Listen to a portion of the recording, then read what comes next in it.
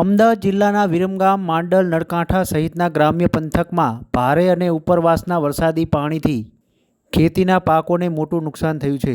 સમગ્ર ગુજરાતમાં રાજ્યમાં મેઘરાજાએ કહેર મચાવ્યો હતો. અમદાવાદ ગ્રામ્ય વિસ્તારમાં પણ વિરમગામ, માંડલ, નળકાંઠા સહિત ગ્રામ્ય પંથકમાં ભારે વરસાદ અને ઉપરવાસના વરસાદી પાણીએ વિનાશ વેર્યો છે. ત્યારે ભારે વરસાદથી અનેક ગામોમાં કાચા પાકા મકાનોને પણ નુકસાન પહોંચ્યું છે. ત્યારે વિરમગામ તાલુકા પંથકમાં ભારે વરસાદથી અને ઉપરવાસનું વરસાદી પાણી ફરી વળતા મોટાભાગના ખેતીના પાકને વ્યાપક નુકસાન પહોંચ્યું હતું. વિરમગામ તાલુકાના નાની કુમાદ, મોટી કુમાદ, હરિપુરા, નરસિંહપુરા, ભોજવિયાપુરા, સચાણા સહિતના જે વિરમગામ તાલુકાના પંથકના ગામો છે ત્યાં હજુ પણ વરસાદી પાણી ભરાયેલા છે અને ખેતરો પણ જળબંબાકાર જોવા મળી રહ્યા છે. વિરમગામ તાલુકાના વલાણા, કોકતા સહિતના ગામોમાં ડાંગર, કપાસ, કઠોળ, એરંડા, ટમેટી સહિતના પાકોને મોટું નુકસાન પહોંચ્યું હતું. સાંભળો અહીંના ખેડૂતો શું કહી રહ્યા છે. હું મુકેશ ઠાકોર નાની કુમારનો રહેવાસી છું અને મેં મારી લાઈફમાં કે જે મારી 41 વર્ષની સર્વિસમાં પહેલી વાર મેં આટલું પાણી જોયું છે. અને જે પાણી એવું હતું કે જે માણસને મરવા લાયક તો નથી પણ રહેવા લાયક જો રહેવું હોય તો પાણીમાં આખી રાત અમે લોકો ઊભા રહ્યા છીએ. 27 તારીખની નાઇટ આખી.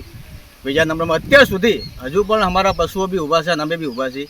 અને ઉપરવાસનું પાણી જેમ કે નગાસર છે, કલ્યાણપુરા છે, પારલી છે, ટૂંકમાં કહેવાનો મતલબ કે કડી તાલુકાનું તમામ પાણી અમારા ગામ પરથી પસાર થવાથી આ અમને તકલીફ પડી છે. તો સરકારને નમ્ર વિનંતી કે અમારા ગામનો સર્વે કરી અને જે લોકોના ઘરોમાં પાણી ગયા છે એમનો સર્વે કરી અને તમામને વળતર આપે એવી અમારી.